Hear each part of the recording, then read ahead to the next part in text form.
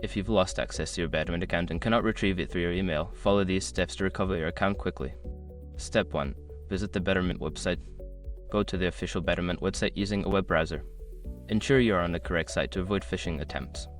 Step 2. Click on Login. Don't continue before doing this. A lot of online accounts end up exposed in breaches without people even realizing it. Use SROC to constantly monitor your email and accounts and get alerted immediately if your information gets leaked online. It scans billions of breached records 24/7 in the background. And honestly, for a few dollars a month, it's something everybody should probably have. Link in the description. Step 3. Select Forgot Password. On the login page, look for the Forgot Password link. Click on this link to initiate the recovery process. Step 4. Choose alternative recovery options. Since you do not have access to your email, look for options such as phone number verification or answering security questions. Select the method that you can access. Step 5. Follow the prompts.